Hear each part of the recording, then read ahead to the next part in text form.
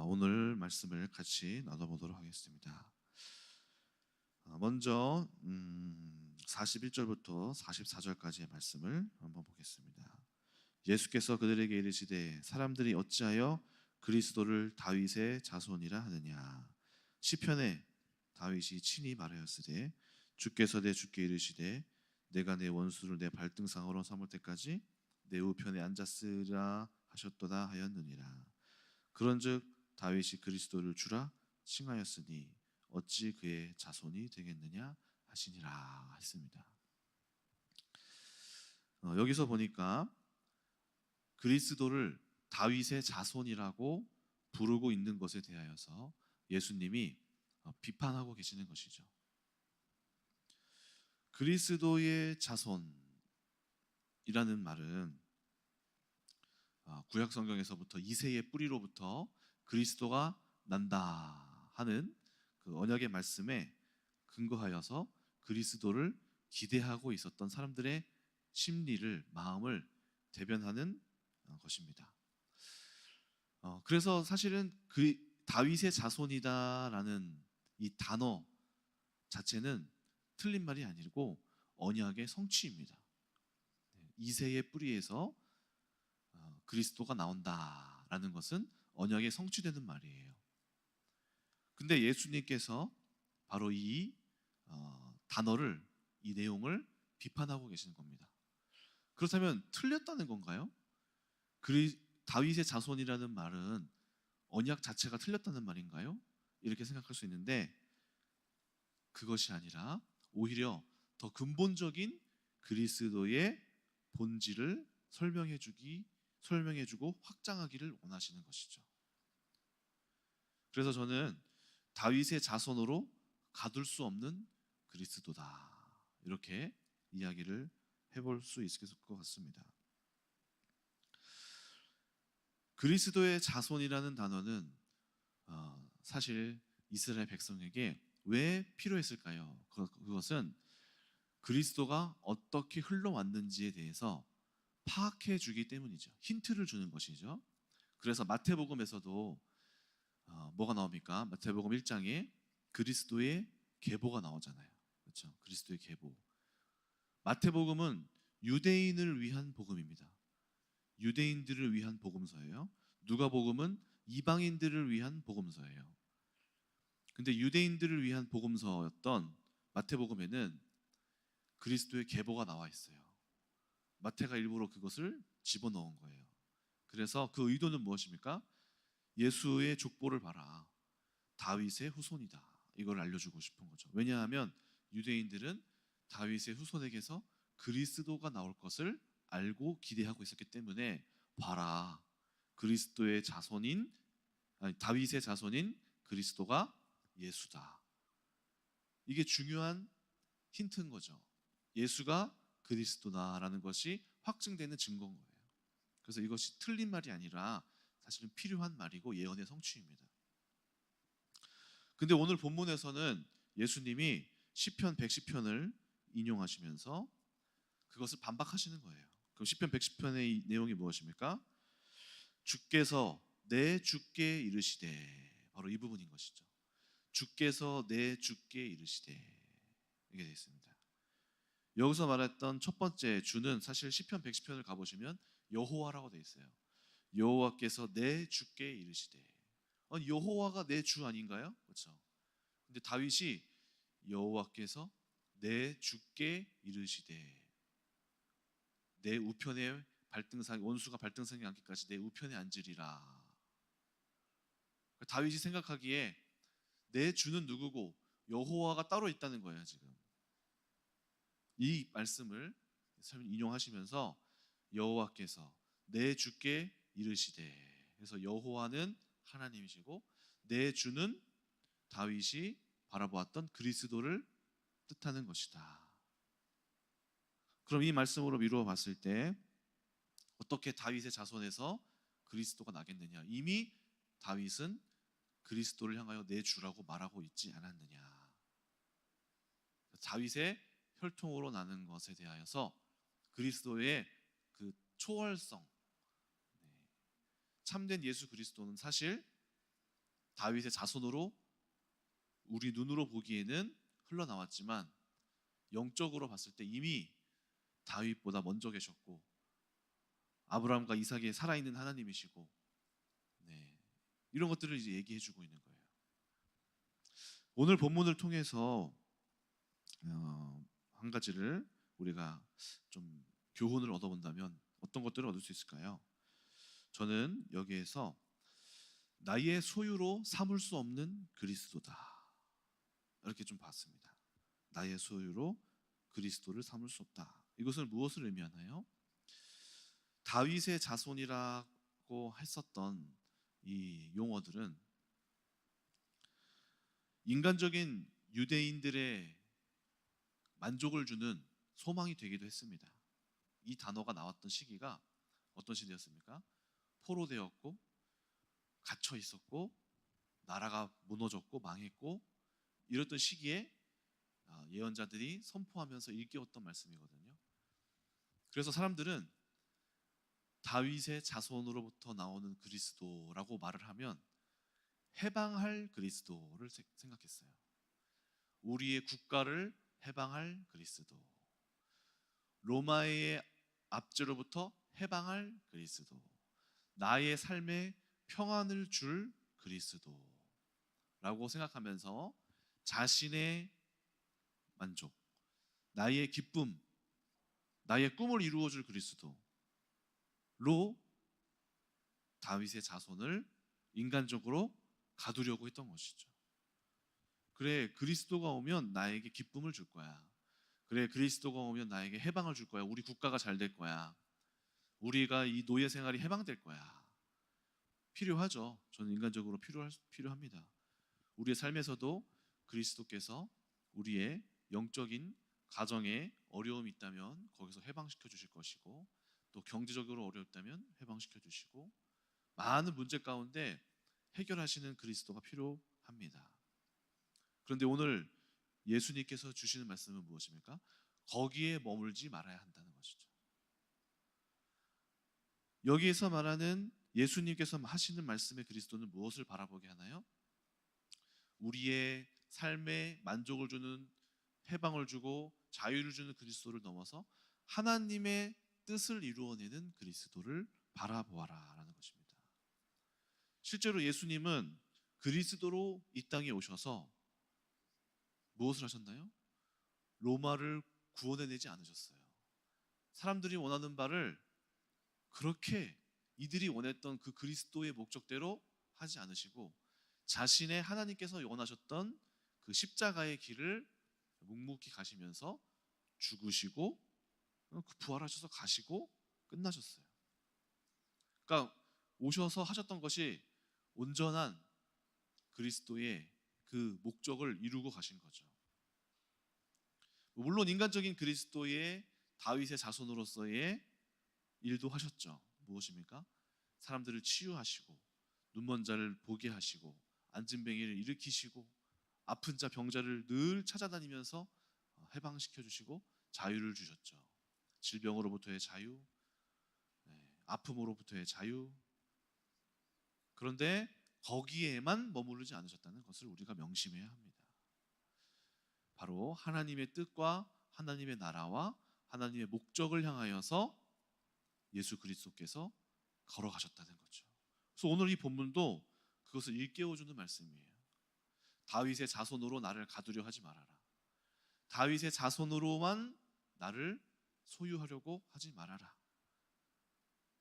하나님을, 예수 그리스도를 우리의 것으로 삼아서 나를 돕는 자로서 또 계시지만 그것이 전부가 아니고 하나님 앞에 우리가 희생하고 나아가고 그분을 향하여 목적하고 이루어 나가는 삶을 반드시 해나가야 한다는 것이 필요하다는 것이죠. 그래서 저도 우리 유민이를 보면은 참 그렇습니다. 우리 딸아이를 보면은 딱 자기의 목적을 향하여서 이제 달라고 하는 거죠. 필요를 요구하는 거예요. 어린이의 모습이죠. 어린이의 모습. 아빠 이거 사줘. 저거 이거 사줘. 나 이거 갖고 싶어.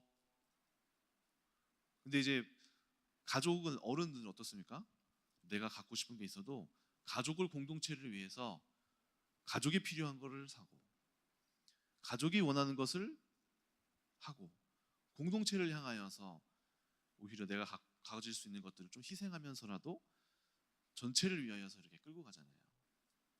근데 우리의 신앙이 어린아이 신앙에 머물러 있으면 어떻게 되냐면요, 내가 원하는 걸 해주시고 내가 바라는 대로 가게 하시고 내가 원하는 목적을 이루게 하시고 결국엔 어린이처럼 나 중심의 신앙생활을 하게 됩니다. 근데 하나님께서는 우리를 그 어린아이 신앙에 머물지 말게 하시고 하나님께서 원하시는 그 목적을 향하여 이제 원하는 것이 어느 정도 우리의 삶에 해방이 이루어지고 자유가 이루어지고 뭔가 이렇게 평안이 찾아오고 하다면은 하나님을 향한 삶을 살아가도록 성장해야 하는 거예요. 그래서 결국에는 우리의 삶 가운데에 하나님이 원하시는 바를 생각하고 고민하고 그분이 기뻐하시는 삶을 살아가도록 우리의 삶의 방향들을 다시 한번 재설정하고 목적을 다시 정하고 그곳을 향하여 우리가 방향을 바꾸고 가치관을 바꾸고 인생의 길을 바꾸고 나아가야 하게 되는 것이죠. 그래서 결국에는 하나님을 믿으며 살아가다 보면 정상적으로 우리의 마음 가운데에 자연스럽게 하나님을 향한 목적을 이루기 위해 나의 일터에서의 삶, 나의 결혼에 대하여서의 가치관, 이 모든 것들이 변화되어져야만 합니다. 자녀를 양육하는 것의 교육관에 대한 변화도 이루어져야 돼요. 결혼에 대하여서 결혼의 목적이 바뀌어야 돼요. 직장에서 돈을 버는 돈의 목적도 바뀌어야 합니다. 저도 예전에 이런 생각을 한번 해본 적이 있어요. 돈을 열심히 저축했습니다. 돈을 모았어요.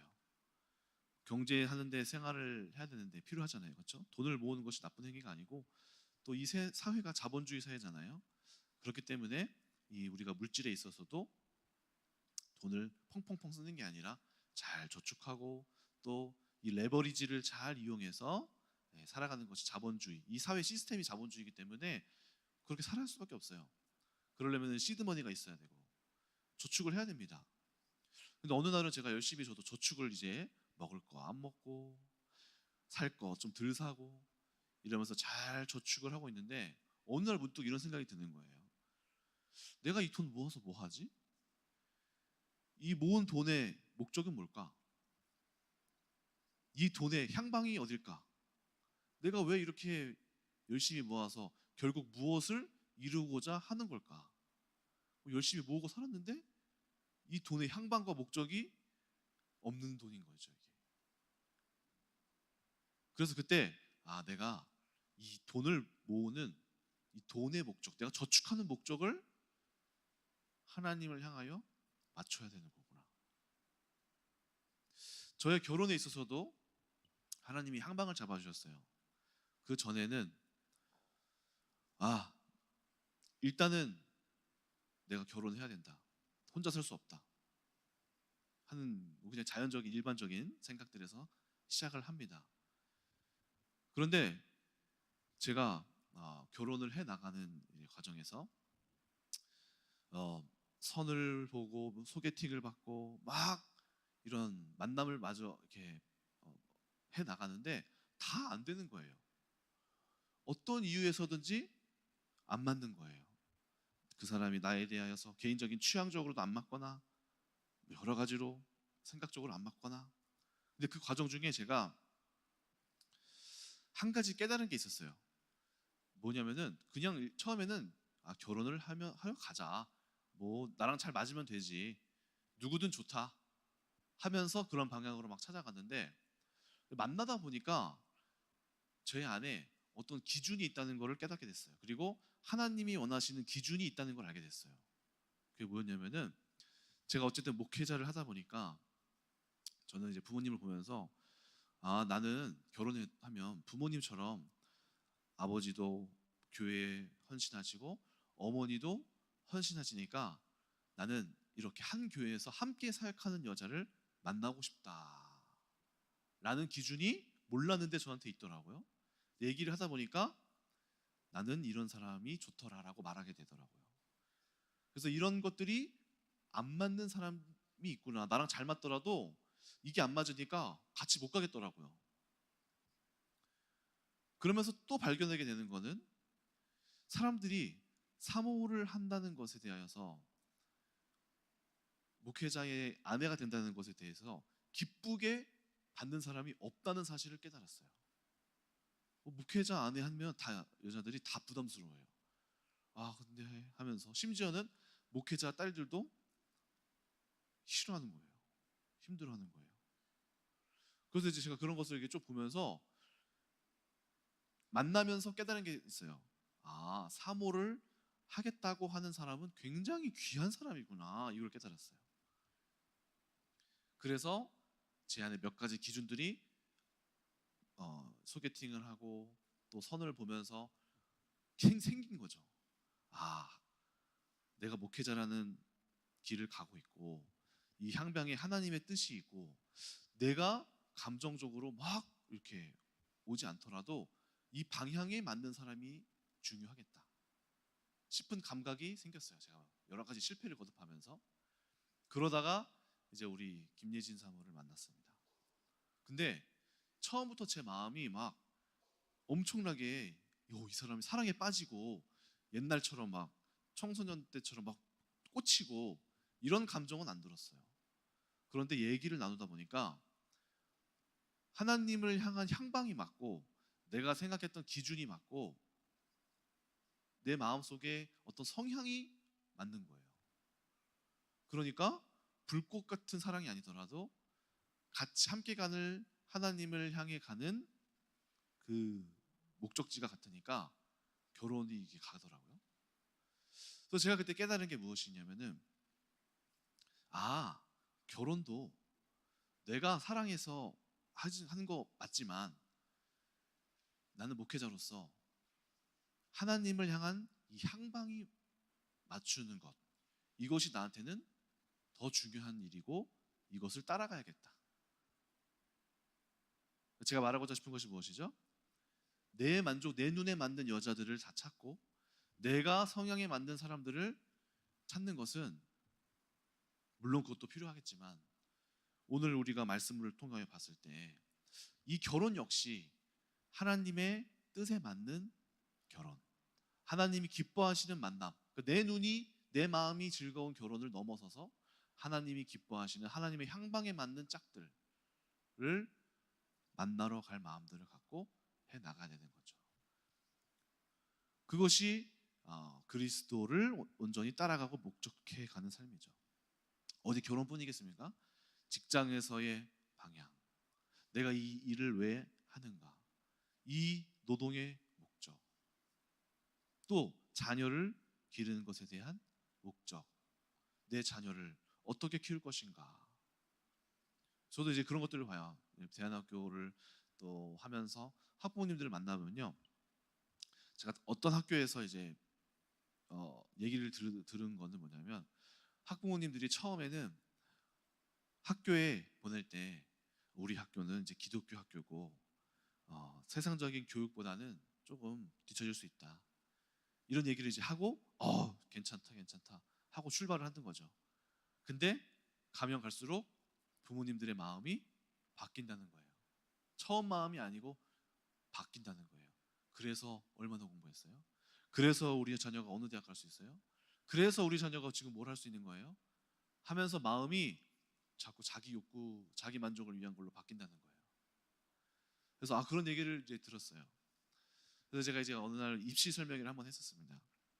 입시 설명회를 해서 이제 어쨌든 진로에 대해서도 중요하니까 빼놓을 수 없으니까 막 이야기를 하는데 과열되는 거예요.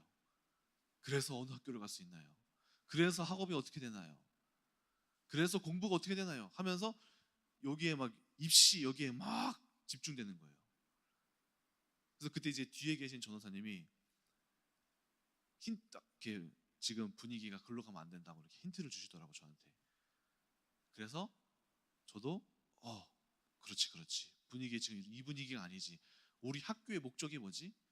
우리 학교에 제일 중요한 게 뭐지? 왜 세워졌지?를 환기시켰었던 기억이 나요. 그러니까 이제 학부모님들도 맞다.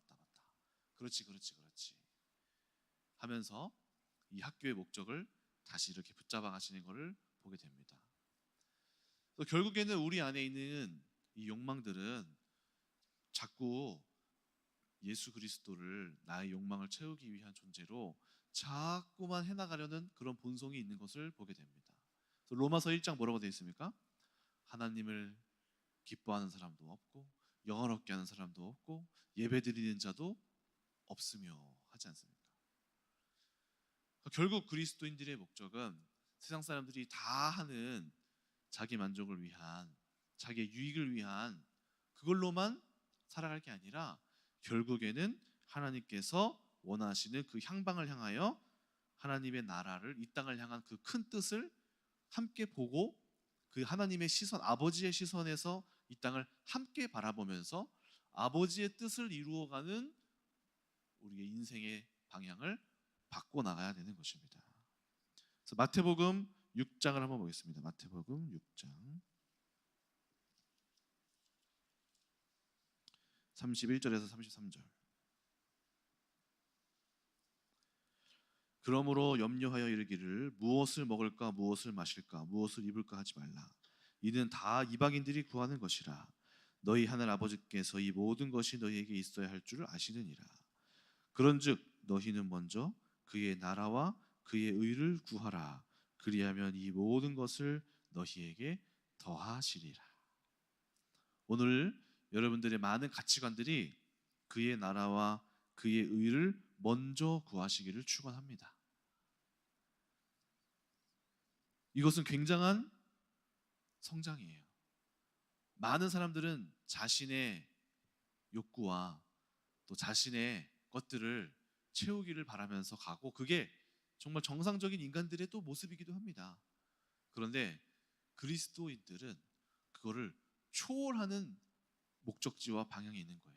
이 땅은 아무도 그리스도를 영화롭게 할 생각이 없습니다. 세상을 보세요. 아무도 하나님을 예배하지 않고 아무도 하나님을 기뻐할 생각조차도 없습니다. 그 가운데 그리스도인들은 하나님을 영화롭게 할 목적을 갖고 살아가는 거예요. 굉장히 유일하고 굉장히 유니크하고 굉장히 하나님 보시기에 소중한 존재들이죠. 아무도 이 땅에서 하나님을 찬양한 사람도 없고 누구도 영화롭게 할 생각조차도 갖고 있지 않은데 그 가운데 우리가 하나님을 영화롭게 할 부름을 받은 사람들이라는 것이죠. 근데 우리조차 이 목적을 잃어버리면 누가 하나님을 예배하겠으며 누가 하나님께 감사하겠으며 누가 하나님의 영화롭고 기뻐하게 하는 삶을 살겠습니까? 우리가 아니면 누가 살겠습니까?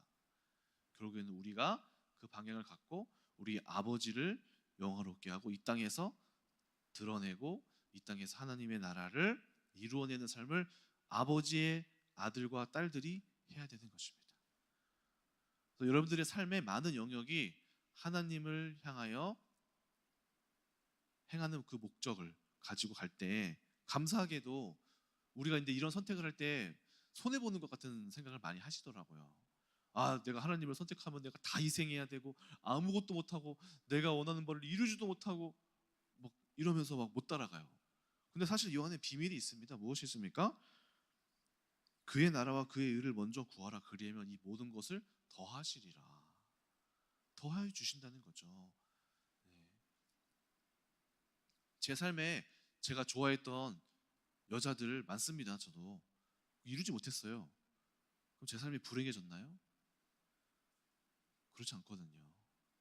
오히려 그때 그 선택을 했으면 큰일 날 뻔했다. 이런 생각들 더 많이 합니다. 만약에 예진 사모 성교원 안 했으면 우리 학교의 이 교회의 학교 사역이 이루어지지 못했겠다. 정말 하나님의 뜻에 따라갈 때 이 삶 가운데에 이 정말 퍼즐이 맞춰지는 거구나. 물론 여기 계신 분들 다 이제 그렇지 않고 사랑으로 하셨지만은 이제부터 맞춰가는 거죠. 그러면 또 함께 그것이 잘못됐다는 건 아니고. 그래서 그의 나라와 그를 향하여 이루어가는 삶. 여러분들의 삶의 많은 영역들 속에서 하나님의 뜻이 이루어지길 축원합니다. 여러분들의 가정에, 또 여러분들의 직장 속에 또 만남 가운데에 하나님의 뜻을 이루어지는 만남, 하나님이 영화롭게 되어지는 일터. 두 번째로 좀 살펴보면은 45절에서 또 47절 한번 보겠습니다. 누가복음에서 45절 47절. 모든 백성이 들을 때에 예수께서 그 제자들에게 이르시되 긴 옷을 입고 다니는 것을 원하며 시장에서 문안받는 것과 회당의 높은 자리와 잔치의 윗자리를 좋아하는 서기관들을 삼가라. 그들은 과부의 가산을 삼키며 외식으로 길게 기도하니 그들이 더 엄중한 심판을 받으리라 하시니라. 저는 오늘 모습 속에서 서기관들의 모습을 봅니다. 이들은 서기관들에 대한 내용인데요. 서기관들은 어떤 사람이냐고 보시면 좋으냐면 바로 율법 학자들이에요. 율법 학자. 오늘날로 따지면 뭐 교수님, 신학교 교수님, 또 높은 위치에 있는 사람들, 이런 사람들이 되겠죠. 그런데 이 서기관들이 몰락한 것을 지적하는 것입니다. 예수님께서 이 서기관들의 몰락을 말씀하세요. 왜 서기관들은 어떤 존재였죠? 서기관들은 사실 성경을 공부하고 또 성경을 사랑하고 하나님의 나라 구약 성서에 있는 말씀들을 예언에 대한 성취를 이루어갈 것을 공부하는 신실한 사람들이에요. 신실한 사람들. 그런데 이들이 몰락했다는 것입니다. 주로 성경에서는 예수님을 잡아 죽이고 대적하는 사람들로 표현이 되죠. 저는 이들을 보면서 좀 안타까웠습니다. 왜 그러냐면 이들이 처음부터 예수 그리스도를 대적하려고 한 게 아니라 하나님을 사랑하기 때문에 예수님을 대적하게 된 거예요. 그러니까 구약 성서에 머물러서 예수님을 못 알아본 거죠. 그러니까 자기의 열심과 또 이들이 하나님을 몰랐겠나요? 하나님의 축복을 받았고 하나님이 지혜를 주셨고 이들이 성경을 연구하면서 많은 것들을 깨달아가는 데에 하나님의 역사가 분명히 있었을 텐데 문제는 무엇입니까? 이들이 깨닫게 되고 응답받고 알아가고 하면서 높아졌기 때문에, 그리고 그 높아짐이 결국 하나님과 멀어지게 됐기 때문에 몰락하게 된 거예요. 여기에서도 높은 자리에 있고 멋있게 다니기를 원하고 잘 되는 모습들이 있기 때문에 망한다 하는 모습을 나타내고 있거든요. 근데 오늘날 우리도 이 말씀을 보면서 주의해야 될 것이 있습니다. 그것이 무엇입니까?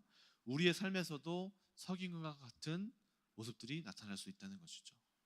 우리의 삶에 응답이 찾아오고 또 우리의 삶에 사역이 되어지고 열매가 나타나기 시작하면 우리의 마음속에 자연스럽게 높아짐이 찾아오게 됩니다.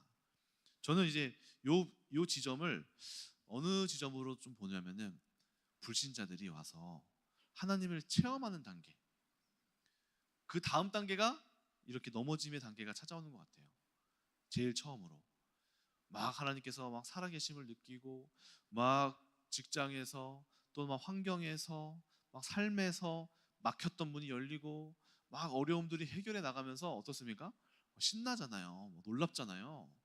그리고 막 길이 열리고 막 그러면서 우리의 삶 가운데 막 여러 가지 응답이 막 찾아오게 되면은 석인강과 같은 마음이 이렇게 찾아오면서 아이러니하게도 일이 잘 되고 좋은 일이 생기고 하잖아요. 그러면은 막 일이 막 확장되어져요. 막 일거리가 많아져요. 또 풍성해져요. 자연스럽게 하나님께로부터 드렸던 시간이 점점 줄어들면서 여기 일터로 막 집중되게 되는 거죠. 내가 원하고 내가 잘 되는 그 지점으로 마음이 점점 이렇게 바뀌면서 여기에 막 집중하면서 그동안 영적 행위를 하면서 세워졌던 것임을 망각하고 이것을 등한시 여기면서 막 이렇게 자신의 삶에 이렇게 집중하게 되는 거죠. 근데 그러면서 어떻습니까? 자연스럽게 하나님하고 멀어지게 되더라는 것이죠. 감사하게도 그 가운데에서 어려움이 생기고 무너짐이 찾아오고 어려움이 찾아오게 됩니다. 마음이 황폐해지기 시작하죠. 영적 공급이 이루어지지 못하게 되죠. 우리 마음이 그러면 자연스럽게 정욕에 사로잡히게 되죠. 마음에 해석이 안 되죠. 관계에서 부딪힘이 찾아오죠. 어려움이 생기죠. 또 내가 이렇게 키워놓은 사이즈가 크다 보니까 어떻습니까? 더 큰 부담이 되는 거예요. 감당할 힘이 사라지면 이게 이제 버거워지는 거죠. 내가 사이즈를 다 키워놨으니까. 그러면서 온갖 어려움이 찾아오면서 점점 이렇게 피폐해지는 것들을 이제 보게 됩니다. 그러면서 다시 한번 이제 회복되게 되는 거죠. 그래서 저는 이런 이 끈이 놓여지게 되는 것을 우리가 주의해야 한다는 것이죠. 영적인 끈이 놓여지게 되면 일상에 집중하게 되면 어떻게 됩니까? 영적으로 무감각해지는 거죠. 그래서 저는 제일 좋은 예로 누구를 보냐면은 엘리 제사장.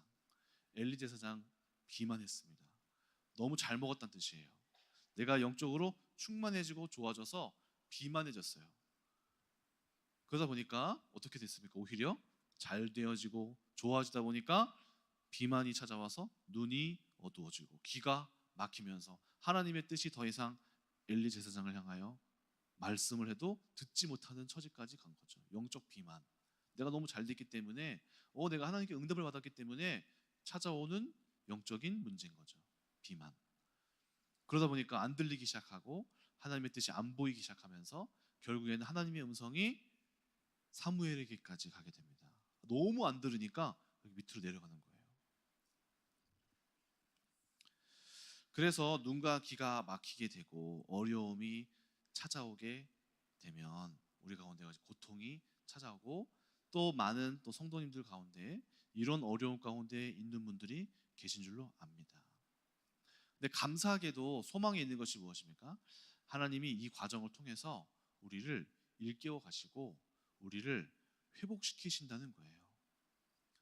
어제도 이제 한 청년 나눔을 하는데 이제 우리 지우 형제, 정재환 목사님 아들이 너무 행복해하는 거예요. 목사님, 저 요즘에 너무너무 이제 감사한 일과 은혜로운 일들이 많습니다. 뭐가 좋냐 물어봤더니 제가 지금 일하고 있는 이 편의점도 감사하고 제일 좋은 거는 매주 토요일마다 가정이 이제 온라인에서 줌 모임을 통해서 가정 예배를 매주 드린대요.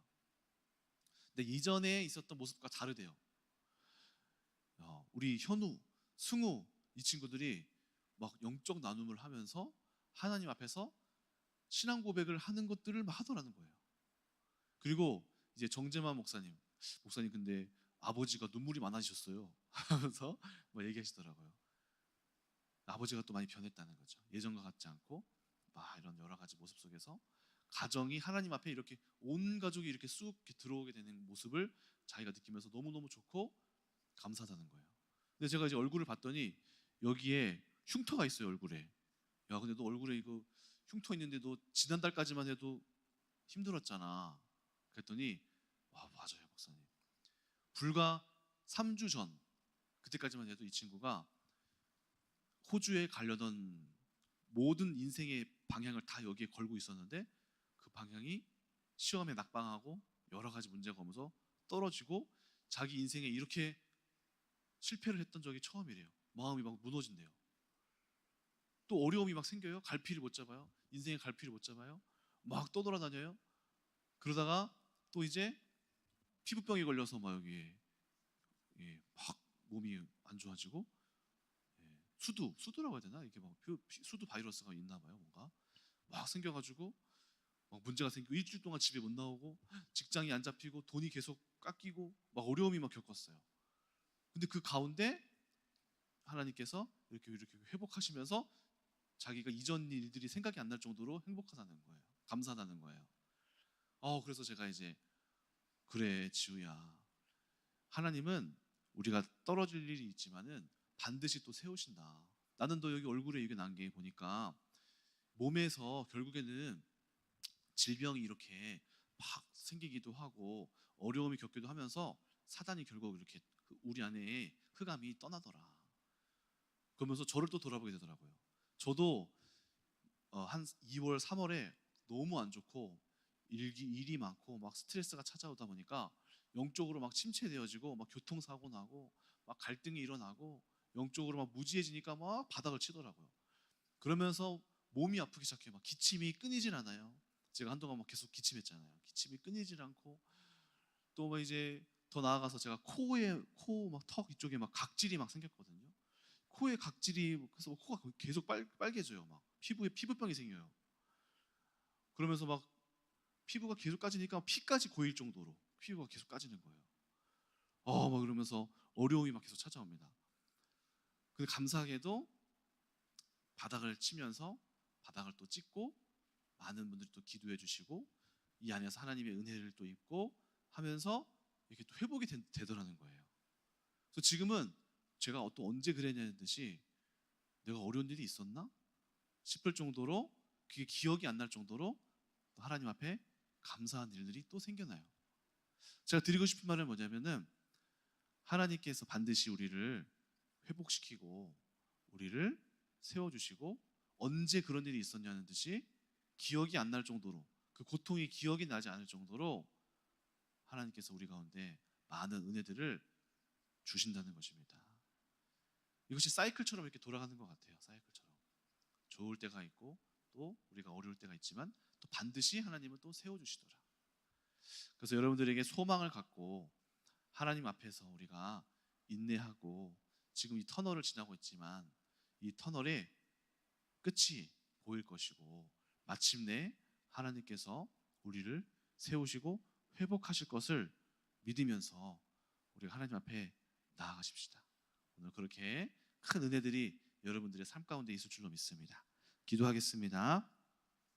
하나님 아버지 감사합니다. 오늘 우리를 사랑하시고 우리를 돌보시는 하나님의 은혜를 기대합니다.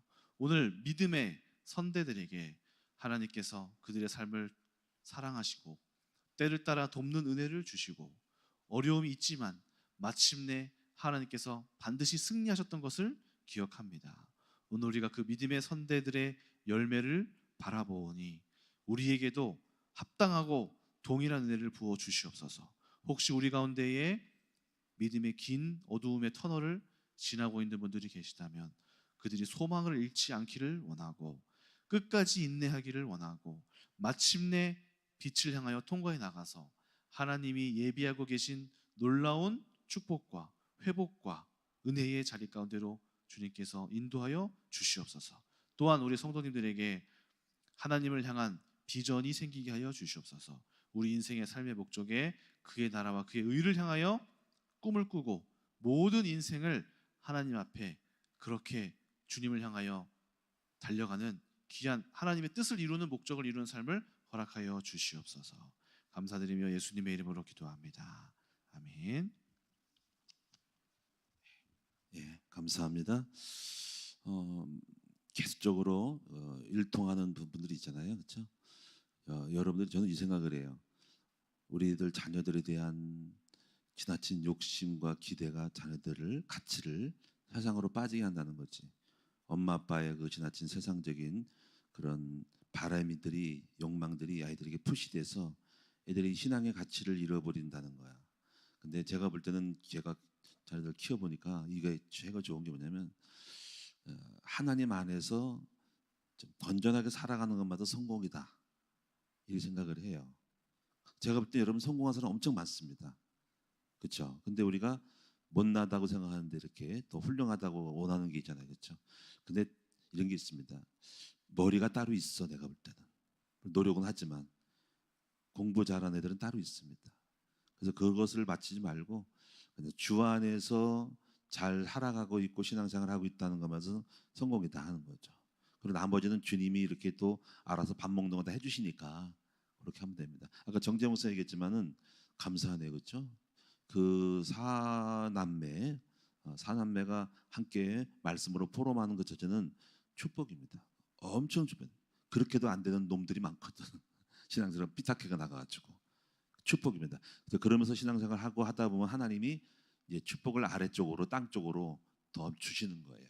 그게 마태복음 6장 33절의 원리라는 겁니다. 할렐루야. 여러분 욕심 너무 부리지 마세요. 아이들에게 푸시하고 가치를 그렇게 만들지 마시라고. 애들 머리 좋은 애들 따로 있고 사는 애들 따로 있어. 지나친 기대하지 말고 신앙 안에만 있는 것도 감사하다. 그쪽으로 어릴 때부터 몰아가서 신앙 안에 있다 보면 하나님이 더 축복을 더 주시는 거예요. 자, 그걸 균형을 잘 잡기를 바랍니다. 기도합니다. 아버지 하나님